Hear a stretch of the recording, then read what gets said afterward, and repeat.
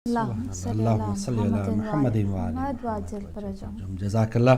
तो नाज़रीन, नात रसूल मकबूल आपने सुनी है, और जो हमारा अगला सेगमेंट है छोटी नेकी बड़ा सवाब, उसकी तरफ बढ़ते हैं।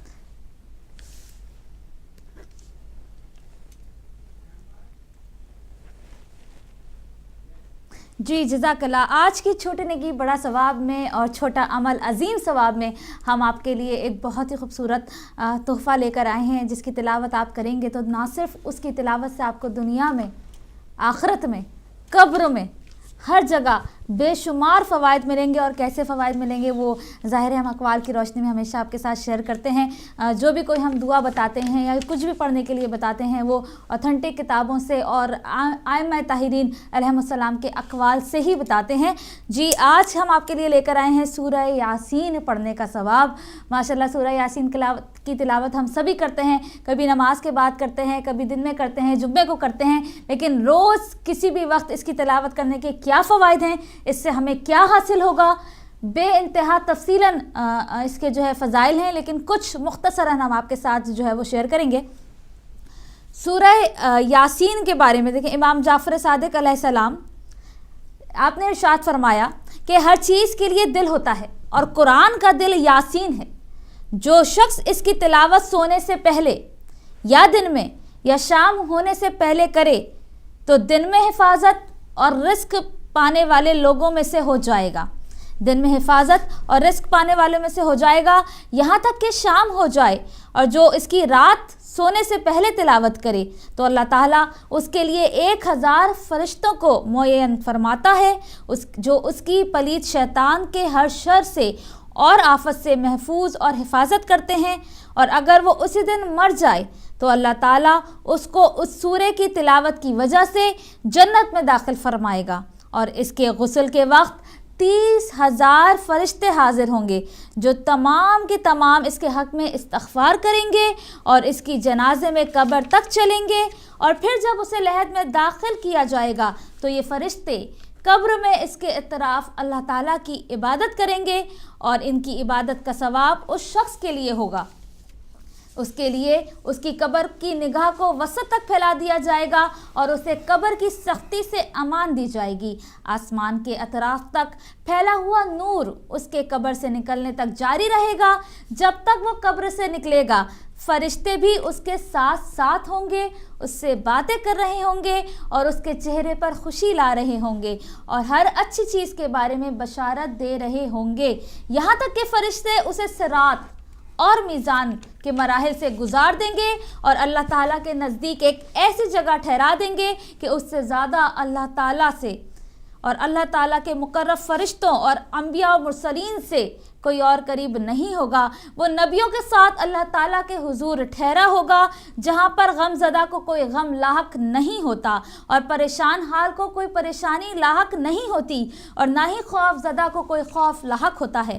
फिर रब परवरदिगार आलम इरशाद फरमाएगा, मेरे बंदे शिफात कर, मैं तेरे शिफात कबूल कर लूँ जिनकी तू शिफात करेगा, और मुझसे मेरे बंदे सवाल कर, तुझे वो सब कुछ दूंगा जिसका सवाल तू करेगा। बस वो सवाल करेगा, खुदा उसे अता फरमाएगा, वो शिफात करेगा, खुदा उसे कबूल फरमाएगा और उसका मुहाजबा उन लोगों के साथ नहीं करेगा जिनका वो मुहाजबा करता है, और ना उनको उन लोगों के साथ ठहराएगा जिनको वो ठहराए रखता है, और ना ही उसे उन लोगों के साथ जलील करेगा जिनको वो जलील करता है, और ना उसे उसकी ख़ता या किसी बुरे अमल की वजह से मुसीबत में मुब्तला करेगा, और खुदा उसे एक जिंदा शुदा फैली हुई किताब अता फरमाएगा। यहाँ तक कि जब वो अल्लाह के पास से मुंतकिल होगा तो तमाम लोग कहने लगेंगे, सुभान अल्लाह, इस बंदे के लिए तो एक ख़ता भी नहीं है और वह मोहम्मद सल्लल्लाहु अलैहि वसल्लम के रफ़्क़ा में से हो जाएगा। सुभान अल्लाह। सूरह यासीन की आपने फजीलत सुनी कि मौला इमाम जाफ़र सादिक अलैहिस्सलाम ने क्या फरमाया कि जो शख्स भी दिन में एक बार सूरह यासीन पढ़ ले या शाम में पढ़ ले या रात होने से पहले पढ़ ले तो इसके फ़ज़ाइल आपने देखे कि दुनिया में किस तरह से मुसीबत से बचना है, रिस्क में इजाफा होना है, और फिर कब्र के बाद आखिरत में जब अल्लाह के हुजूर आएंगे उस वक्त भी क्या फ़ज़ाइल हैं। सिर्फ एक सूरह यासीन जिसको कुरान पाक का दिल कहा जाता है, صرف ایک سورہ یاسین کی تلاوت کرنے کے لیے۔ اس کے بعد ہم آپ کے ساتھ شیئر کریں گے کہ امام محمد باقر علیہ السلام نے ارشاد فرمایا کہ جو شخص عمر میں ایک دفعہ، صرف اپنی عمر میں ایک دفعہ سورہ یاسین کی تلاوت کرے گا تو اللہ سبحانہ تعالیٰ اس کے لیے دنیا کی ہر مخلوق کے بدلے، آخرت کی ہر مخلوق کے بدلے اور آسمان میں موجود ہر ایک کے بدلے میں 20 لاکھ نیکیاں لکھتا ہے، اور اسی تعداد میں اس کے گناہ مٹاتا ہے، اور اس تک کوئی فقر، نقصان، بری موت، دشمنی، جنون، وسوسے اور ضرر پہنچانے والی بیماری نہیں پہنچے گی، اور اللہ تعالیٰ اس سے سکرات موت اور موت کی گھبراہٹ و خوف کو آسان بنائے گا، اور وہ قبض روح کے وقت مدد کرے گا، اور یہ ان لوگوں میں قرار پائے گا کہ اللہ تعالیٰ نے جن کی معیشت میں وسعت اور خدا سے ملاقات کے وقت خوشی اور اس کے آخرت میں ثواب پر راضی ہونے کی ضمانت لی ہے۔ اور اللہ تعالیٰ تمام ملائکہ کو جو آسمان و زمین میں ہے ارشاد فرماتا ہے یقیناً میں فلاں سے راضی ہو چکا ہوں تو تم سب اس کے لیے طلب مغفرت کرو۔ سبحان اللہ کہ فقط آپ پوری عمر میں، امام محمد باقر علیہ السلام یہ ارشاد فرماتے ہیں فقط ایک بار آپ سورہ یاسین کی تلاوت کر لیں تو کیا فضائل ہیں کہ پروردگار عالم کس طرح سے اس کی مغفرت فرمائے گا، کس طرح سے اس کو محشور فرمائے گا، کس طرح سے فرشتوں کی جو ہے آس پاس اس کے ہوں گے، اور کس طرح سے نیکیاں اس کے نامہ اعمال میں لکھی جائیں گی۔ ہماری زندگی کا مقصد کیا ہوتا ہے؟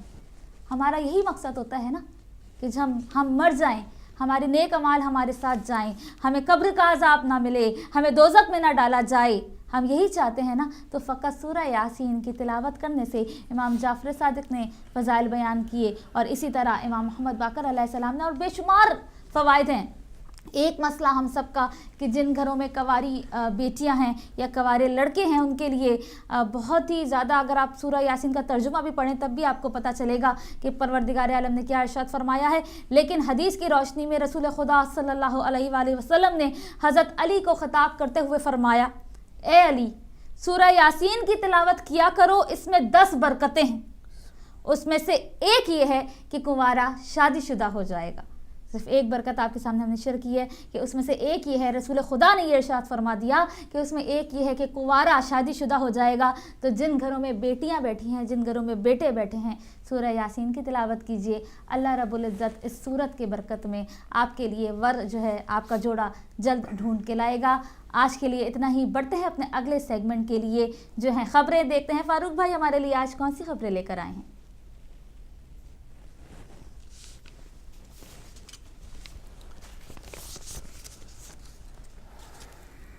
جی ناظرین، اور تازہ ترین جو خبریں ہیں وہ میرے پاس ہیں، اور جو کل کی اہم ترین خبر تھی سانحہ کوئٹہ از خود جو سماعت ہوئی نوٹس کی، اس میں چیف جسٹس افتخار چودھری صاحب نے کہا کہ اب تک کے حکومتی اقدامات غیر تسلی بخش ہیں، جبکہ سید ناصر شاہ جو پیپلز پارٹی کے MNA بھی ہیں وہ بھی سماعت میں موجود تھے۔ ان کا کہنا تھا کہ امداد نہیں تحفظ چاہیے، اور جو مزید سماعت ہے اس کیس کی وہ 6 مارچ تک ملتوی کر دی گئی ہے۔ تو حکومتی جو اقدامات ہیں غیر تسلی بخش ہیں، یہ کہا سپریم کورٹ کے چیف جسٹس نے۔ تو یہ انہوں نے کوئی انوکھی بات نہیں کی یا کوئی ایسا انکشاف نہیں کیا کہ وہ کوئی ایسی بات منظر عام پہ لا رہے ہیں کہ حکومتی اقدامات جو ہیں وہ غیر تسلی بخش ہیں۔ کوئی چھوٹا سا بھی بچہ اگر کوئٹہ میں ہے تو وہ بھی اس بات کی گواہی دے سکتا ہے، اس بات کو برملا کہہ سکتا ہے کہ وہاں پر آئے دن جو بھی ہنگامے ہو رہے ہیں، فسادات ہو رہے ہیں، سانحات ہو رہے ہیں، حکومتی اقدامات جو ہیں وہ بالکل غیر تسلی بخش ہیں۔ تو کون حکومت کو یہ باور کروائے گا کہ آپ نے کیا کیا اقدامات کرنے ہیں؟ بلوچستان میں اب گورنر راج ہے، اور اب کی جو تازہ ترین مجھے بریکنگ نیوز مل رہی ہے وہ یہ ہے کہ وہاں کی جو حکومت کے جو سابقہ وزراء ہیں انہوں نے بھی جو اپنی مراعات ہیں یا جو بنگلے کوٹھیاں ان کو حکومت کی طرف سے دی گئی تھیں وہ بھی انہوں نے چھوڑی نہیں ہیں۔ تو اس سے آپ اندازہ لگا سکتے ہیں کہ پہلے تو بہت سے وزراء اس سانحے میں یا ایسی دہشت گردی کی کارروائیوں میں ملوث رہے ہیں، ان کے گھروں سے اسلحہ پکڑا گیا ہے۔ آیا وہ وزراء اب تک پکڑے گئے ہیں، جیل میں گئے ہیں یا نہیں؟ اور بجائے کہ جیل میں جانے کے انہوں نے جو بھی مراعات ان کو بحیثیت وزیر کے تھیں وہ بھی انہوں نے حکومت کو واپس نہیں کی، یا اگر یہ کہا جائے کہ حکومت میں یہ ہمت ہی نہیں آئی، گورنر صاحب میں بھی یہ ہمت نہیں آئی کہ وہ ان وزراء سے وہ مراعات واپس لے لیں، تو یہ بھی بے جانا ہوگا۔ تو بہت سے عملی طور پہ اقدامات باقی ہیں، اور سپریم کورٹ نے اب جو سماعت ہے 6 مارچ تک ملتوی کر دی ہے۔ تو آیا 6 مارچ کے دوران جو 5-6 دن ابھی بچے ہیں بلکہ اس سے زیادہ، تو اس دوران حکومت سے کیا توقعات ہمیں ہونا چاہیے؟ آیا یہ بھی ایک ایسا کیس ہے کہ وہ آہستہ آہستہ اس کی سماعت جو ہے وہ دور سے دور ہوتی جائے گی؟ پہلے دن جو سماعت تھی، پھر دوسرے دن اگلے دن سماعت ہوئی، اور اس کے بعد کل تھی، اور پھر جو اگلی سماعت ہے وہ 6 مارچ تک ملتوی کی گئی ہے۔ تو خدا نخواستہ ایسا ہی تو نہیں کہ ایک بار پھر ہمیں ایک جھانسا دینے کی کوشش کی گئی ہے کہ کوئٹہ جو بھی متاثرین، ایک بہت بڑا ہمارا مطالبہ تھا کہ سپریم کورٹ جو ہے وہ از خود نوٹس لے، تو لیکن نوٹس تو لیا ہے، لیکن یہ آہستہ آہستہ یہ بھی بہت سی فائلوں کے نیچے دبتا ہوا کوئی کیس نہ بن جائے۔ تو اس میں بھی وہاں کے جو پیپلز پارٹی کے نمائندے ہیں سید ناصر شاہ، وہ وہاں پہ موجود ہوتے ہیں، جو بھی وہاں پہ شیعہ تنظیمیں ہیں وہ وہاں پر جانی چاہیے، اور بہت سے ایسے لوگوں کو اس کیس کو زندہ رکھنے میں بھی اپنا اہم کردار ادا کرنا ہوگا، کیونکہ ایک ثانیہ ہو جاتا ہے وقتی طور پہ جو بیداری یا جو ایک جذبہ ہم میں موجود ہوتا ہے اس کو کنٹینیو رکھنا ہے۔ ایسی کیس میں، ایسی عدالتوں میں بھی ہم نے اپنے موقف کو ڈٹ کے بیان کرنا ہے۔ تو یہ اب جو سپریم کورٹ کی طرف سے ریمارکس ہیں کہ حکومتی اقدامات غیر تسلی بخش ہیں، یہ ہم سب کے سامنے ہیں۔ اب دیکھتے ہیں کہ 6 مارچ کو مزید اس کیس میں کیا پیش رفت ہوتی ہے۔ حکومتی اقدامات کیسے ہوتے ہیں؟ ایک انکشاف اور سامنے آیا ہے کہ ایک لشکر جھنگوی کا ایک جو دہشت گرد ہے کوئٹہ میں پکڑا گیا، اس نے انکشاف کیا، اس کا نام وقاص۔ اس کا کہنا تھا کہ یوم علی پر بھی وہ دھماکہ کرنا چاہتا تھا، 10 اگست 2012 کو وہ دھماکہ کرنا چاہتا تھا، پورا پروگرام تھا۔ 9 اگست کو وہ گرفتار ہو گیا، اور جلد رہائی ملنے پر یہ منصوبہ تیار کیا، یعنی جو کوئٹہ میں جو سانحہ ہوا ہے 1000 کلو گرام جو بارود بہت ہی آسانی کے ساتھ ایک بازار میں پہنچا دیا گیا۔ تو وہ وقاص نامی جو دہشت گرد ہے وہ بتا رہا ہے کہ 9 اگست کو وہ پکڑا گیا تھا، لیکن بہت جلد رہا کر دیا گیا، اور پھر اس نے یہ بہیمانہ کام کیا۔ تو آخر ان کو چھوڑنے والے کون ہیں؟ کاش 9 اگست کو وہ جو دہشت گرد پکڑا گیا وہ خود اقرار کر رہا تھا کہ میں اس موقع پہ جو 10 اگست کو یوم علی تھا اس پر بھی دھماکہ کرنے والا تھا، تو اس پر اس کو کیوں کوئی ایسی سزا نہیں دی گئی، اور کیوں اس کو پابند سلاسل نہیں رکھا گیا؟ ہمارا جو عدالتی نظام ہے وہ اتنا کمزور کیوں ہے کہ دہشت گرد جو ہیں، اور امریکی ڈپارٹمنٹ کی طرف سے ایک سروے میں بتایا گیا یا انکشاف کیا گیا کہ پاکستان کی عدالتیں 4 میں سے 3 دہشت گردوں کو چھوڑ دیتی ہیں۔ تو اس پر آپ اندازہ لگا لیں کہ جو عدالتیں دہشت گردوں کو، پکڑے ہوئے دہشت گردوں کو چھوڑ دیتی ہیں، تو بہت سے ایسے دہشت گرد تو ویسے ہی دندناتے پھر رہے ہوں گے۔ تو آج کا جو ہمارا ٹاپک ہوگا، بریک کے بعد اس پر کھل کے بات کریں گے کہ آیا کیا نظام ہونا چاہیے، ہمارا عدالتی سسٹم اتنا کمزور کیوں ہے، کیا ججز جو ہیں وہ اتنے مجرموں کے ساتھ ملے ہوئے ہیں کہ وہ ان کو آسانی سے چھوڑ دیتے ہیں، کیا پروسیکیوشن اتنی کمزور ہوتی ہے کہ پولیس جو ہے اس پر کوئی تگڑی دفعات نہیں لگاتی جو کہ عدالت میں جا کے ان کو کسی سزا کی طرف لے جائیں۔ تو یہ بہت سے ایسے ایشوز ہیں، بہت سے ایسے معاملات ہیں کہ بالآخر جو دہشت گرد ہے وہ اپنے کپڑے جھاڑتا ہوا دوبارہ اسی میدان میں آ جاتا ہے، اور جو ہمارے بھوکے ننگے اور بالکل نہتے عوام ہیں وہ ان کے آسرے پہ ہوتے ہیں، اور جب ان کا جی چاہتا ہے وہ دہشت گردی کی کارروائیاں کرتے ہیں۔ تو یہ ایک انکشاف تھا، یہ بھی ایک دل ہلا دینے والا انکشاف کہ 9 اگست کو ایک بندہ پکڑا جاتا ہے، اس کو چھوڑ دیا جاتا ہے، اور پھر وہ جنوری میں آ کے اس طرح کے واقعات میں دوبارہ ملوث ہوتا ہے۔ شیعہ ٹارگٹ کلنگ کے خلاف پیرس میں احتجاجی مظاہرہ ہوا، اور سینکڑوں مردوں، خواتین اور بچوں نے اس مظاہرے میں شرکت کی ہے۔ تو جو بھی لوگ مظاہرہ کرتے ہیں پاکستان سے باہر، پیرس میں، یہاں یو کے میں، مختلف مقامات پہ پاکستانی ایمبیسیز کے سامنے مظاہرے ہوئے، نیو یارک سے ہمارے ایک بھائی نے بتایا وہاں پہ بھی پاکستانی ایمبیسی اور UNO کے دفاتر کے سامنے مظاہرے ہوتے ہیں۔ تو آپ سب بہت ہی ایک اہم کام کرتے ہیں، اپنی ذمہ داری ادا کرتے ہیں۔ جو لوگ نہیں جا پاتے ان لوگوں کا ضرور شکریہ ادا کرنا چاہیے کہ انہوں نے ہم سب کی نمائندگی کی ہے۔ تو جہاں بھی آپ کے لیے کوئی مظاہرے کا اہتمام ہو، اگر آپ نزدیک ہیں تو وہاں پر ضرور جائیں، لیکن جو بھی لوگ نہیں جا پاتے تو الفاظ کی صورت میں یا حوصلہ افزائی کی صورت میں یا شکرانے کے طور پہ ان کو اپریشیٹ ضرور کرنا چاہیے کہ آپ نے ہماری نمائندگی کی ہے۔ تو کل ایک بہت بڑا مظاہرہ تھا پیرس میں شیعہ ٹارگٹ کلنگ کے خلاف۔ اب ایک اور بیان بازی کا سلسلہ جاری ہے۔ رحمان ملک صاحب کا ایک بیان ایک اور سامنے آیا کہ ان کا کہنا ہے کہ کئی بار شہباز شریف کو خط لکھا کہ میلسی، وہاڑی اور جہانیہ میں لشکر جھنگوی کے ٹھکانے ہیں۔ 2009 سے بتا رہا ہوں، چیف جسٹس مجھے، شہباز شریف اور لشکر جھنگوی کے لوگوں کو بلائیں، ثبوت دوں گا۔ اور 1900 جبکہ سینیٹر پرویز رشید جو نون لیگ کے اسپوکس مین، ان کا کہنا تھا کہ 1993 میں پیپلز پارٹی نے اعظم طارق کی سپورٹ کی، ملک اسحاق کو اسلحہ لائسنس سندھ اور بلوچستان کی حکومت نے دیے، پنجاب حکومت نے نہیں دیے۔ اور یہ بھی بتاتا چلوں کہ رحیم یار خان میں اگلے مہینے لشکر جھنگوی کانفرنس ہو رہی ہے، تو بہت سے ایسے معاملات، یہ دونوں پارٹیاں جو ہیں وہ ایک دوسرے پہ الزامات لگا رہی ہیں۔ وزیر داخلہ صاحب کا یہ کہنا ہے کہ وہ 2009 سے بتا رہے ہیں شہباز شریف کو کہ میلسی، وہاڑی اور جہانیہ میں لشکر جھنگوی کے ٹھکانے ہیں، تو اب تو یہ کوئی ڈھکی چھپی بات نہیں رہی ہے کہ نون لیگ کے باقاعدہ گٹھ جوڑ موجود ہے، لشکر جھنگوی ہو، سپاہی صحابہ ہو، کسی اور نام کے تحت وہ کوئی سرکاری طور پہ یا غیر سرکاری طور پہ عملی سرگرمیاں کر رہے ہوں، تو نون لیگ کا اب یہ موجود ہے ریکارڈ پہ کہ یہ جو بیہائنڈ دا سین ایسی تنظیموں سے ان کا تعلق ضرور رہا ہے۔ جہاں تک سینیٹر پرویز رشید صاحب کا کہنا ہے کہ 1993 میں پیپلز پارٹی نے اعظم طارق کی سپورٹ کی، تو اس سے آپ خود اندازہ لگا لیں کہ جو بھی یہاں پر سرکاری پارٹی آئی ہے یا جس نے بھی حکومت بنانے کی کوشش کی ہے، اس کو کوئی سروکار نہیں ہے کہ یہ دہشت گرد ہے۔ اعظم طارق 3 بار پاکستان کی قومی اسمبلی کا ممبر بنا اور اس کے بعد وہ اس دنیا سے رخصت ہوا، تو ایسے لوگوں کو کون منتخب کرتا ہے؟ ایسے لوگوں کو جب ایسے ہم الیکشن کمیشن کی بات کرتے ہیں تو وہ کیسے اوپر آ پاتے ہیں؟ کون لوگ ہوتے ہیں جو ان سیاسی جماعتوں میں پنپنے دینے کی کوشش کرتے ہیں اور وہ پھر کامیاب بھی ہو جاتے ہیں؟ تو بہت سے ایسے الزامات ہیں جو محض الزامات نہیں ہونے چاہیے، اس چیز کا نوٹس ضرور لینا چاہیے۔ میلسی، وہاڑی، جہانیہ یہ پاکستان میں موجود ہیں، اور وزیر داخلہ پاکستان کے اگر یہ کہہ رہے ہیں کہ یہاں پر ٹھکانے موجود ہیں تو اس پر آپریشن کرنے کے لیے کیوں اتنی بے بسی کا مظاہرہ ہے؟ کس کی اجازت کی ضرورت ہے اگر یہاں پر کچھ ایسے لوگ موجود ہیں؟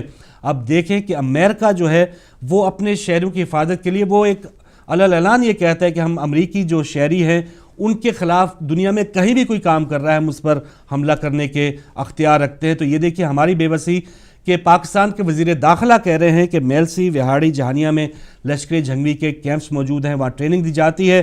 ہماری بے بسی دیکھیں کہ وہاں پر آپریشن کون کرے گا، کس کو کہا جا رہا ہے، کیوں نہیں کیا جا رہا؟ یہ بالکل ایسا ہے کہ ہمارے ہاتھ بندھے ہوئے ہیں۔ ہمارے وہ ایسے ادارے کہاں ہیں کہ جو اس پر ہماری جان اور مال کے تحفظ کے لیے انہوں نے وردیاں پہنی ہیں؟ تو ان تمام جو واقعات ہیں محض بیانات نہیں ہونے چاہیے، عملی طور پر بھی اس پر کام ہوگا۔ اس پر آپ کی بھی رائے لیں گی جب آپ کی کالز کھولیں گے کہ آخر یہ بیان برائے بیان ہے یا اس میں کوئی اصل حقیقت بھی موجود ہے یا نہیں۔ اس حکومت جو اچھے کام کر رہی ہے، آج صدر زرداری ایران کے 2 روزہ دورے پر پہنچ رہے ہیں اور تقریباً $7.5 ارب لاگت کے گیس پائپ لائن منصوبے کو مکمل کرنے کی بات ہوگی۔ تو یہاں کی حکومت نے، پاکستان کی حکومت کی بات کر رہا ہوں، گوادر کا ایک ایسا ایشو تھا جو اس میں انہوں نے بہت اچھا سٹانس لیا۔ پاک ایران جو پائپ لائن منصوبہ ہے وہ اچھی بات ہے کہ وہ تکمیل کی طرف جا رہا ہے، پوری دنیا کا دباؤ ہے، تو یہ بہت اچھا کام ہے۔ پاکستان کے صدر زرداری جو ہیں وہ ایران کے دورے پہ موجود ہیں اور انشاءاللہ اس پر مزید کوئی اچھی پیش رفت ہونے کے امکانات موجود ہیں۔ ایک تو یہ اچھا کام تھا، ایک جو برا کام اس حکومت نے کیا ہے وہ بھی میں آپ کے ساتھ شیئر کرتا چلوں کہ Pakistan institute of medical sciences اور قائد اعظم میڈیکل کالج اسلام آباد کا نام شہید ذوالفقار علی بھٹو یونیورسٹی رکھنے پر اپوزیشن جماعتوں کا سینٹ سے واک آؤٹ ہوا ہے۔ تو دیکھیں Pakistan institute of medical sciences جس کو مختصراً پیمس کہا جاتا تھا اور قائد اعظم میڈیکل کالج کا نام بدل کے شہید ذوالفقار علی بھٹو یونیورسٹی رکھنے پر اپوزیشن جماعتوں نے اعتراض کیا ہے۔ بالکل حقیقت بنتی ہے کہ ذوالفقار علی بھٹو صاحب بالکل ایک بہت بڑے لیڈر ہوں گے لیکن قائد اعظم رحمۃ اللہ علیہ سے بڑے لیڈر نہیں ہیں۔ تو اگر آپ نے کسی بہتری کے لیے کام کرنا ہے تو ان کے نام پہ کوئی نئی بنیاد اٹھائی جاتی اور نیا ہاسپٹل یا نئی یونیورسٹی بنائی جاتی تو کسی کو کوئی اعتراض نہیں ہوتا۔ ایک تختی لگی ہے اس کو اکھاڑ کے نئی حکومت لگا دے گی اور یہاں آگے جو بھی حکومت آئے گی وہ اکھاڑ کے وہ اپنا لگا دے گی، تو یہ سلسلہ بند ہونا چاہیے۔ اور قائد اعظم رحمۃ اللہ علیہ اور جہاں پاکستان کا نام آ رہا ہو اس کو نام کو ہٹانے والا جو ہے وہ واقعی قابل مذمت کام ہے اور قابل تنقید کام ہے۔ اس پر ہو سکتا ہے پیپلز پارٹی کے جو اراکین ہیں وہ واپس اس پر غور کریں، لیکن اسمبلی میں یہ بالکل تنہا یہ بل پاس ہو گیا اور اب جو ہے شہید ذوالفقار علی بھٹو یونیورسٹی اس کو لکھا اور پکارا جائے گا۔ تو یہ کوئی اچھا قدم نہیں تھا اس حکومت کا کہ قائد اعظم کا نام ہٹا کے آپ کسی بھی اپنے پارٹی رہنما کا نام رکھ لیں۔ بنیادیں اگر آپ نے آغاز کرنے والے ہیں تو آپ کا حق بنتا ہے کہ آپ اپنا نام لکھیں، بلاول کا نام لکھیں، جس کا مرضی نام لکھیں، لیکن پہلے سے نام موجود ہے اور وہ بانی پاکستان کا نام ہو تو یہ کوئی جچتا نہیں ہے، کوئی اچھا زیب نہیں دیتا کہ پاکستان کے قائد کا نام ہٹا کے آپ اپنی پارٹی کا قائد کے طور پہ اس یونیورسٹی کا نام رکھ لیں، تو اس پر ان پر تنقید جو بنتی ہے وہ بنتی ہے۔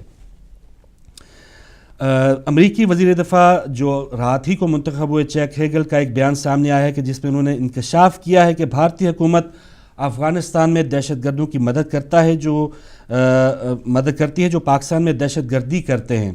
بھارتی حکومت افغانستان کو دوسرے محاذ کے طور پر استعمال کر رہا ہے، تو یہ اگر انکشاف ہے اور واقعی سچائی ہے اس میں، تو یہ کافی انڈین حکومت کی طرف سے بہت ہی لمحہ فکریہ ہوگا۔ یہ اس چیز کو انہوں نے ضرور صفائی دینا ہوگی کہ آخر پاکستان کے ساتھ ایک طرف تجارتی معاہدوں کی بات ہوتی ہے، بھائی چارے کی بات ہوتی ہے، ٹیبل ٹاک کی بات ہوتی ہے، تو دوسری طرف افغانستان میں جو دہشت گرد ہیں ان کی مدد اگر کی جا رہی ہے، اور اگر اس وزیر دفاع کا بیان ٹھیک ہے تو اس پر کافی افسوس کا اظہار کرنا چاہیے، اور حکومت بھارت کو یہ ضرور احساس کرنا چاہیے کہ اگر وہ چاہتے ہیں، ضروری طور پہ بیانات آپ اٹھا کے دیکھ لیں، وہ چاہتے ہیں کہ پاکستان مضبوط ہوگا اور یا ہمارے ہمسائے مضبوط ہوں گے تو ہم بھی مضبوط ہوں گے، تو اس طرح کے اگر انکشافات ہیں، ان میں اگر سچائی ہے تو یہ قابل مذمت ہے۔ اور حکومت پاکستان بھی ایسے بہت سے کام اس سے پہلے ماضی میں ہوتے رہے ہیں کہ کشمیر کے حوالے سے بہت سے ایسی کام ہوئے کہ مجاہدین جو طالبان جو افغانستان میں اپنا کام مکمل کر چکے، تو پاکستان میں بہت سے ایسے ٹریننگ آفیسز، ٹریننگ کیمپس موجود تھے جو کشمیر میں جا کے اپنے اپنے انداز سے جو بھی وہ اقدامات تھے یا ایسی کارروائیاں تھے جو حکومت ہند کے لیے، بھارت کے لیے ناپسندیدہ تھی، تو وہ کرتے تھے۔ اس چیز کا بھی اعتراف کرنا ہوگا، لیکن اب جو موجودہ حالات ہیں اس میں موجودہ پاکستان میں ایسا کوئی ٹریننگ کیمپ موجود نہیں ہے، اور اب جو حکومت انڈیا کی طرف سے اس طرح کے جو کام ہیں اس پر بھی ضرور روک لگانی ہوگی، تاکہ پاکستان کی جو مظلوم عوام ہیں، اگر آپ نے ان کا ساتھ دینا ہے، اچھے ہمسائے کا ثبوت دینا ہے، تو حکومت کی طرف سے ایسے اقدامات کو روکنا ہوگا۔ تو ہم جہاں پاکستان کی حکومت کی مذمت کرتے ہیں، بحیثیت پاکستانی میں اپنی حکومت پر تنقید کر سکتا ہوں، اپنی ایمبیسیز کے سامنے اگر ہمارے ساتھ کوئی غلط کام ہو رہا ہے تو ہم اس پر اعتراض کر سکتے ہیں۔ تو مجھے امید ہے کہ انڈین جو ناظرین ہیں وہ بھی ایسے اقدامات پر اپنی حکومت پہ ضرور تنقید کر سکتے ہیں کہ آپ ایسی سرگرمیوں میں اگر وہ واقعی سچائی ہے اس میں تو شریک نہ ہو، اور پاکستان کو اپنے الگ انداز سے جو پہلے ہی پریشانیوں میں گرا ہے اس کو اپنے انداز میں ان پریشانیوں میں نکلنے کے لیے کچھ مدد کر سکتے ہیں تو اچھی بات ہے، ورنہ اس تیل میں بلکہ جلتی ہوئی آگ میں تیل پھینک کے اس میں اضافہ نہ کیا جائے۔ تو یہ ابھی بیان آیا ہے، وزیر دفاع وہ بنے ہیں، آگے چل کے وہ کیا وضاحت کرتے ہیں، انڈین حکومت کیا وضاحت کرتی ہے، تو اس پر تھوڑا سا انتظار کرنا ہوگا۔ جلدی سی ایک خبر کہ تحریک انصاف کے پارٹی الیکشن میں کارکنوں کی آپس میں ہاتھا پائی ہوئی ہے اور کئیوں کے سر پھٹے ہیں۔ تو عمران خان جیسے کرکٹ کی بات کرتے ہیں تو نیٹ پریکٹس بہت اچھی چیز ہوتی ہے، کسی بھی آگے ٹیسٹ میچ ہو رہا ہے، ون ڈے ہو رہا ہے، تو آئندہ جو الیکشن ہوں گے اس میں بھی مار کٹائی، اور تحریک انصاف کا عموماً یہ تاثر دیا جاتا تھا کہ یہاں پر جو نوجوان ہیں بس ایک ممی ڈیڈی ٹائپ بچے ہیں، لڑکے ہیں، ان میں الیکشن لڑنے کا جو گر ہوتا ہے، ڈنڈے سوٹے کی جو سیاست ہے وہ شاید اس میں کامیاب نہ ہو۔ تو لیکن کل کی جو تحریک انصاف والوں نے نیٹ پریکٹس کی ہے، انہوں نے یہ ثابت کر دیا ہے کہ ہم بھی پاکستانی ہیں، ہم بھی الیکشن لڑ سکتے ہیں اور ہم بھی ایسے لڑ سکتے ہیں۔ تو آپس میں جو لوگ دستے گربان ہو سکتے ہیں، آئندہ چل کے جو آئندہ کی جو الیکشن آنے والے اس میں بھی کچھ بھی کر سکتے ہیں۔ تو گو کہ تحریک انصاف کی جو ایک ان کا جو امیج تھا اس پر ایک دھبا ہے، لیکن پاکستانی سیاست کے لیے ایسا ٹیلنٹ ہونا بھی وہ ضروری تھا جو انہوں نے کر دکھایا ہے۔ مار کٹائی، کھانوں پہ دبکنا، کرسیاں لے کے چلے جانا، یہ تمام ہماری ثقافت ہے جو ہماری سیاست میں پنپ رہی ہے یا گھس چکی ہے بلکہ، تو یہ تمام چیزیں تحریک انصاف میں جو کم تھیں وہ آ گئی ہیں۔ عمران خان اسے کیسے ختم کریں گے یا ایون وہ ختم کرنا چاہیں گے بھی یا نہیں، یہ ایک الگ بات ہے۔ شکارپور میں درگاہ حاجن شاہ ماری میں بم دھماکہ ہوا، 5 زائرین شہید ہوئے، 26 زخمی ہو گئے، اور جیکب آباد میں آپ کو یاد ہوگا پیر حسین شاہ کے اجتماع میں بھی دھماکہ ہوا۔ تو یہ مزارات جو ہیں یہ کن کے ہاتھوں محفوظ نہیں ہیں، یہ جو مجالس ہیں، یہ جو جلوس ہیں، یہ کن کے ہاتھوں محفوظ نہیں ہیں۔ اب آہستہ آہستہ وہ لوگ جو خاموش ہوتے تھے کہ چلیں شیعہ کی کلنگ ہو رہی ہے، خیر ہی ہے، وہ اب ادارے محفوظ نہیں ہیں، جہاں کی چوکیوں سے گزر کے دہشت گرد شیوں کو مارتے تھے. اب نہ کوئی کامرا ایئر بیس محفوظ ہے اور نہ کوئی مہران ایئر بیس سیف ہے اور نہ کوئی اب آہستہ آہستہ مزارات کی طرف بھی. اس سے پہلے بہت سے واقعات ہو چکے ہیں داتا صاحب میں, غازی شاہ غازی دربار جو کراچی میں وہاں پہ, تو ایسے بہت سے مزارات جو اندرون سندھ ہے وہاں پر ایسے واقعات ہونا بھی تشویشناک ہے اور لوگوں کو اب دہشت گردی کے لیے مل کے اکٹھے کام کرنا ہوگا. انٹرنیشنل خبروں میں قزاقستان میں ہونے والی ایران اور 6 عالمی طاقتوں کے مذاکرات کا پہلا دور منگل کو یعنی کل ہو گیا. دوسرا دور آج ہوگا. پوری جو اس وقت انتظامیہ ہے, جو 6 عالمی طاقتیں, ان کی نظریں ایران کے سٹانس پہ, لیکن یورپی ممالک کے جو ترجمان ان کا یہ کہنا ہے کہ آغاز بہت اچھا تھا, اب آگے دیکھتے ہیں کیا ہوتا ہے. مصر میں گرم ہوا کا غبارہ گرنے سے 19 افراد ہلاک ہوئے, ان میں 2 UK نیشنل بھی شامل تھے. ہمارے عربوں کی جو صورتحال وہ بھی دیکھیں کہ 2717 فٹ اونچی دنیا کی سب سے بلند بلڈنگ برج خلیفہ دبئی میں موجود تھی. ٹھیک ہے, اچھی بات ہے, لیکن اب اس سے بھی بڑی ایک عمارت جدہ میں بننے جا رہی ہے اور سعودی حکومت نے اس کی منظوری دے دی ہے. اس کی عمارت کی اونچائی تقریباً 3000 فٹ ہوگی. تو یہ جو ایک ایسا خطہ تھا, اللہ تعالیٰ کا ایک خاص فضل تھا اس پہ کہ اس میں تیل کی دولت تھی, اس میں ایسے ذخائر موجود تھے کہ وہ اپنے ملکوں کے لیے کیا, وہ دنیا بھر میں مسلمانوں کے لیے بہترین کام کر سکتے تھے. لیکن وہاں کے جو شہزادے ہیں, وہاں کی جو انتظامیہ ہیں, وہ جہاں کی حکومتیں ہیں, وہ ایسے ایسے کاموں میں مصروف ہیں کہ برج خلیفہ بنا دی 2717 فٹ اونچی, اور اب جدہ میں 3000 فٹ اونچی عمارت بنے گی. تو چلے اس پہ لاکھوں اربوں پاؤنڈ کا خرچہ تو ضرور آئے گا. کاش وہاں کی حکومت کو کچھ یہ احساس ہوتا کہ جو دنیا میں جو امت مسلمہ جسے کہا جاتا ہے وہ اتنی بھوکی مر رہی ہے, بھوکی ننگی عوام کا بھی کچھ کام آ جاتا تو وہ زیادہ بہتر تھا. اتنی اونچی عمارت بنانے کا یہ منصوبہ ایک سراسر ایک فضول خرچی ہے. جرمن کینسر ریسرچ سینٹر کے مطابق سگریٹ نوشی کسی عمر میں بھی چھوڑی جائے تو یہ فائدہ مند ہوتی ہے, اور 55 سے 74 سال کے لوگوں پر کی جانے والی ریسرچ سے ثابت ہوا کہ سگریٹ چھوڑنے پر ان کی صحت بہتر ہوئی ہے. تو عموماً ناظرین ہم یہ خیال کرتے ہیں, یا جو بھی سگریٹ نوش ہے وہ کہتے ہیں کہ میں تو بچپن سے پی رہا ہوں, اب میں نے چھوڑ بھی دیے تو کیا فائدہ ہوگا. لیکن ریسرچ یہ بتا رہی ہے کہ اس سے 40% دل کی بیماریوں اور سٹروک کے خطرے سے بچا جا سکتا ہے. تو اس کا مطلب ہے کہ دیر نہیں ہوئی. جو بھی آپ اگر سگریٹ نوش ہیں, سگریٹ پیتے ہیں, تو کسی وقت بھی اگر آپ سگریٹ چھوڑیں گے تو اس کے مثبت اثرات آپ کی صحت پہ ضرور نظر آئیں گے. کھیل کے میدان سے چنائی میں انڈیا نے آسٹریلیا کو 8 وکٹ سے ہرا کے سیریز میں 1-0 کی برتری لے لی ہے. ایشون یا دیگر جو سپنرز تھے وہ اس ٹیسٹ میچ میں چھائے رہے, اور آسٹریلین یا کوئی بھی ایسے بیٹسمین جو انڈین پچوں پہ ٹرننگ وکٹوں پہ کھیلنے کی کوئی پریکٹس نہیں رکھتے, اور آسٹریلین ٹیم بھی نہیں ہے, پرانے کھلاڑی اس وقت نہیں ہے, تو کافی ون سائیڈڈ سیریز بھی ہو سکتی ہے جب تک یہ جو پہلا ٹیسٹ میچ ہے. لیکن کم بیک کرنے کی صلاحیت بھی آسٹریلیا میں موجود ہے. کافی ابھی وقت ہے, تو دیکھیے کہ اگلا ٹیسٹ میچ وہ کس طرح کم بیک یا باؤنس بیک کرتے ہیں. 27 فروری کے حوالے سے ایک واقعہ آپ کے ساتھ شیئر کرتا چلوں کہ 2002 میں آج ہی کے دن گودرا انڈیا میں ایک ٹرین میں دہشت گردوں نے آگ لگا دی, جس سے 58 ہندو یاتری ہلاک ہو گئے. گجرات میں ہنگامے پھوٹنے پر 790 مسلمان اور 254 ہندو ہلاک ہوئے.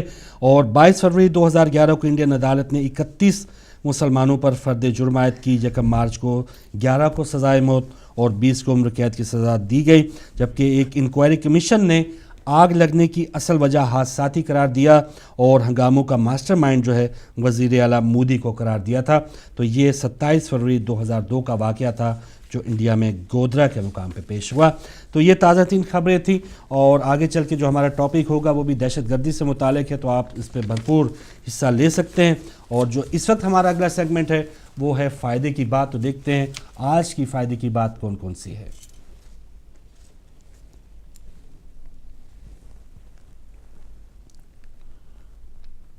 جی ناظرین, آج فائدے کی بات میں ہم آپ کے لیے بہت ہی فائدہ مند چیز لے کر آئے ہیں, جس کا استعمال ہمیں بہت ہی زیادہ ہماری جسمانی اور ہر بیماری سے ہمیں بچائے گا, جس کا ذکر قرآن پاک میں اللہ رب العزت نے کیا ہے, جس کا ذکر نبی کریم صلی اللہ علیہ وآلہ وسلم نے اپنی احادیث میں بھی کیا ہے, اور وہ چیز کوئی نہیں, وہ چیز شہد ہے, ہنی. جی ناظرین, آج ہم آپ کے ساتھ جو ہے شہد کے فوائد جو ہے وہ بیان کریں گے. بہت سے فوائد ظاہر ہے آپ جانتے بھی ہوں گے, ہم کوشش کریں گے مختصراً اس کو لے کے آگے بڑھیں. اور زیادہ سے زیادہ فوائد ہم آپ کو اس کے دے سکیں استعمال کرنے کے لیے۔ شہد کے بارے میں سب سے پہلے تو قرآن پاک میں سورہ نحل آیت نمبر 68 اور 69 میں پروردگار عالم نے ارشاد فرمایا، اور تیرے رب نے شہد کی مکھی کو حکم دیا کہ پہاڑوں میں اور درختوں میں اور ان چھتوں میں گھر بنائے جو اس کے لیے بناتے ہیں، پھر ہر قسم کے میووں سے کھا پی کر اپنے رب کی تجویز کردہ آسان راہوں پر چل۔ ان کے پیٹ سے پینے کی چیز نکلتی ہے جس کے رنگ مختلف ہیں اور اس میں لوگوں کے لیے شفا ہے، بے شک اس میں ان لوگوں کے لیے نشانی ہے جو سوچتے ہیں۔ جی ناظرین، اللہ رب العزت نے سورہ نحل آیت نمبر 68-69 میں یہ ارشاد فرما دیا کہ شہد میں شفا ہے۔ ہم جو شہد کھاتے ہیں پیتے ہیں، کس طرح سے کھانا چاہیے، کس طرح سے پینا چاہیے، اس کے کیا فوائد ہیں۔ اور دیکھیں گے ہماری بہن نے پوچھا تھا ایکنی پمپلز کے جو بہت ہی بڑے مسئلے ہم لیڈیز میں ہوتے ہیں زیادہ سے زیادہ، اس کے بے شمار جو ہے وجوہات ہوتی ہیں۔ کوئی سٹریس میں ہوتا ہے، ڈپریشن میں ہوتا ہے، ہارمونل چینج ہوتی ہیں، خوراک کا بہت بڑا اس میں ہاتھ ہوتا ہے، لیکن کس طرح سے شہد کے اندر جو ہے یہ جدید سائنس نے ریسرچ کے بعد یہ ثابت کی ہے بات کہ اس کے اندر اینٹی بائیوٹکس کے اثرات موجود ہوتے ہیں، اور کس طرح سے یہ نہ صرف جسم کی تمام بیماریوں کو ختم کرتا ہے بلکہ ہمارے فیس کو لے کے، ہمارے فیس میں ایکنی، پمپل، رنکلز، جو بھی ہماری پریشانیاں ہیں ان سب کو کیسے دفع کرتا ہے یہ ہم آگے بتائیں گے۔ لیکن پہلے ہم آپ کے ساتھ شہد کے فائدے جو ہے وہ حدیث کی روشنی میں شیئر کریں گے۔ دیکھیں خداوند تعالیٰ نے شہد کی شکل میں ایک ایسی نعمت عطا فرمائی ہے کہ جو انتہائی مفید دوا بھی ہے اور عمدہ غذا بھی ہے، اور شہد ایک ایسی لذیذ اور مزیدار خوراک ہے کہ ہر ملک کے ہر طبقے کے لوگ اس سے فائدہ اٹھا رہے ہیں، اور توریت میں بھی شہد کا تذکرہ ہے۔ شہد اپنی بیش بہا قدرتی مٹھاس اور وٹامن کی وجہ سے انسان کی عام جسمانی حالت کو بہتر بنانے میں بڑا مددگار ثابت ہوتا ہے۔ اور وہی بات ہے کہ جناب شہد جو ہے وہ خداوند عالم نے قرآن پاک میں بھی لوگوں کو شہد کے لیے شفا قرار دیا ہے، جیسا کہ ہم نے آیت آپ کے ساتھ شیئر کی ہے، اور اسی طرح نبی کریم صلی اللہ علیہ وآلہ وسلم نے بھی شہد کی بہت تعریف کی ہے اور بہت سے امراض کا علاج قرار پایا ہے۔ تو نبی کریم صلی اللہ علیہ وآلہ وسلم یہ ارشاد فرماتے ہیں کہ شہد کا استعمال لازم قرار دو، مجھے اس ذات کی قسم ہے کہ جس کے ہاتھ میں میری جان ہے، جس گھر میں شہد ہو فرشتے اس گھر والوں کے لیے خدا سے بخشش طلب کرتے ہیں۔ سبحان اللہ۔ ابھی تو ہم یہ بات کر رہے تھے کہ یہ ہمارے جسم کو فائدہ پہنچاتا ہے، جسمانی فائدہ پہنچاتا ہے، ہماری اسکن کو فائدہ پہنچاتا ہے، یہاں تو نبی کریم صلی اللہ علیہ وآلہ وسلم نے یہ ارشاد فرما دیا کہ اس ذات کی قسم ہے کہ جس گھر میں شہد موجود ہے وہاں فرشتے اس گھر والوں کے لیے بخشش طلب کرتے ہیں۔ یعنی کہ شہد میں نہ صرف جسمانی فائدہ ہے بلکہ روحانی فائدہ بھی ہے، اور جسم اور روح کی غذا ہے، اس کے بے شمار فوائد ہیں۔ آگے بڑھتے ہیں کہ دیکھیں سرما میں جو موسم سرما ہوتا ہے، سردیوں میں نزلہ، زکام، کھانسی، سینے کی پرابلم، ان سب امراض کی وجہ جو ہے سردی کی وجہ سے ہم اس میں مبتلا ہو جاتے ہیں، تو اس میں جو ہے شہد بہت زیادہ مفید ہے۔ عام طور سے چھوٹے بچوں کو فوراً ٹھنڈک لگ جاتی ہے جس کی وجہ سے کھانسی، بلغم، تکلیف بڑھ جاتی ہے اور بعض کو نمونیا بھی ہو جاتا ہے۔ ایسے موقع پر اگر شہد ایک چائے کا چمچہ پلا دیا جائے بڑوں کو اور آدھا چمچہ بچوں کو پلا دیا جائے تو اس سے بہت زیادہ فائدہ ہوتا ہے، اور ہم سبھی جانتے ہیں، ہم یوز بھی کرتے ہیں، اور اگر ہمیں کھانسی ہوتی ہے ہم جلدی سے گرم پانی میں جو ہے شہد کو گول کے پی لیتے ہیں تو ہمیں فوراً جو ہے وہ آرام آ جاتا ہے۔ آگے بڑھتے ہیں کہ نبی کریم صلی اللہ علیہ وآلہ وسلم نے یہ ارشاد فرمایا کہ شہد بہترین مشروب ہے، وہ دل کو صاف و پاک کرتا ہے اور سردی کے اثرات اور سینے کی رطوبت کو ختم کرتا ہے۔ جی جناب، نبی کریم نے بھی یہ ارشاد فرما دیا کہ سردی کے لیے بہترین ہے ہمارے لیے شہد، جو بھی سردی کے اثرات ہیں، اور ہم لوگ تو رہتے ہی ٹھنڈے ملک میں ہیں، اور جو اس سے بھی زیادہ ٹھنڈے ملک میں رہتے ہیں ان کے لیے بھی شہد بہترین مشروب ہے۔ نبی کریم صلی اللہ علیہ وآلہ وسلم نے ارشاد فرما دیا کہ سردی میں بے انتہا فائدہ پہنچاتا ہے۔ آگے بڑھتے ہیں شہد کے فائدے کو ہی لے کر کہ دیکھیں شہد جو ہے وہ دل کے لیے بے انتہا مفید ہے۔ دل کی جس کو جو بھی بیماری ہے، انجائنا ہے یا کوئی بھی بیماری جس کو بھی ہے، دل کو بہت ہی زیادہ تقویت پہنچاتا ہے یہ شہد۔ ایک بہت ہی بڑے ماہر غذا ہیں جو لوگوں کو بتاتے ہیں کہ یہ کھاؤ، یہ بیماری ہے تو وہ کھاؤ، آلنڈ ان کا نام ہے، ان کا کہنا ہے کہ شہد دل کے اعصاب کو تقویت بخشنے کا مؤثر ذریعہ ہے۔ یوں سمجھیے کہ دل کے لیے نئی زندگی رکھتا ہے۔ ان سے جب بھی کوئی دل کے لیے بہترین غذا تجویز کرنے کے لیے کہا تو ان کا ایک ہی ہمیشہ جواب ہوتا ہے کہ شہد کھاؤ۔ تو دیکھیں जहाँ कुरान पाक से बढ़कर कुछ नहीं है, नबी करीम सल्लल्लाहु अलैहि वसल्लम से कुछ नहीं है उनसे बढ़कर। उसके अलावा तमाम माहिरीन इसको तजवीज़ करते हैं दिल के लिए कि ये बहुत ही बेहतरीन है, एक नई ज़िंदगी देता है दिल को शहद। आगे बढ़ते हैं, जदीद तहकीकात से भी यही इंकशाफ हुआ है कि शहद दर्द कल्ब के लिए मुफीद है। इसका इस्तेमाल कोलेस्ट्रॉल के असरात को कम करता है, खून को पतला रखता है, चर्बी ज़्यादा पैदा होने नहीं देता। खून में जब गाढ़ापन आ जाता है तो कल्ब के अमराज पैदा होते हैं। दिल के अमराज जब पैदा होते हैं जब आपके खून में गाढ़ापन आ जाता है, और शहद आप पिएंगे तो आपके खून को वो पतला करता है और दिल के जो भी मरीज़ हैं उनके लिए बेइंतहा मुफीद है। और तहकीकात से भी ये वाज़ह हो चुका है कि अमराज कल्ब को दूर करने के लिए शहद के अंदर बहुत सी दवाइयाँ असरात जो हैं वो मौजूद हैं।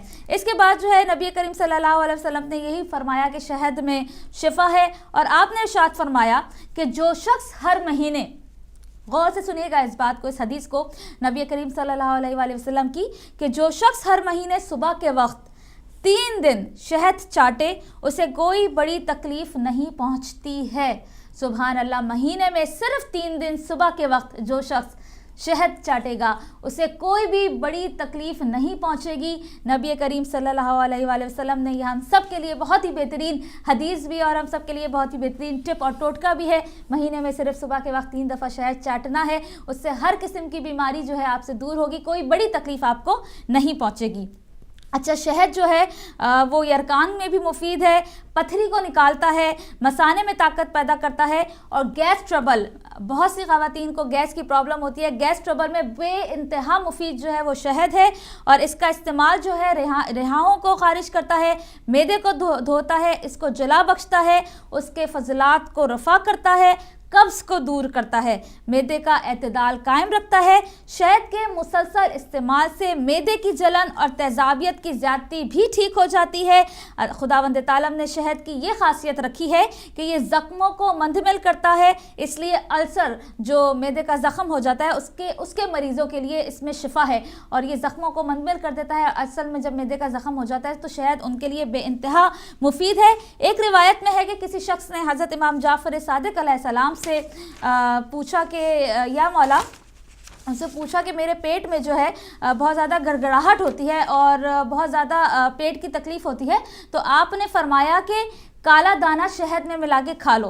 काला दाना यानी जो कलौंजी होती है उसको काला दाना कहा जाता है। आपने फरमाया कि वो शहद में मिला के खा लो। उसके बाद इमाम रज़ा अलैहिस्सलाम से मनकूल है कि आपने फरमाया कि शहद में हर मर्ज़ के लिए शिफा है। जो शख्स निहार मुँह हर रोज़ शहद 1 उंगली भर खा लिया करेगा उसका बलगम रफ़ा हो जाएगा, जहन भी साफ़ हो जाएगा, हाफ़ज़ा भी कवी हो जाएगा और खाना हज़म होने लगेगा।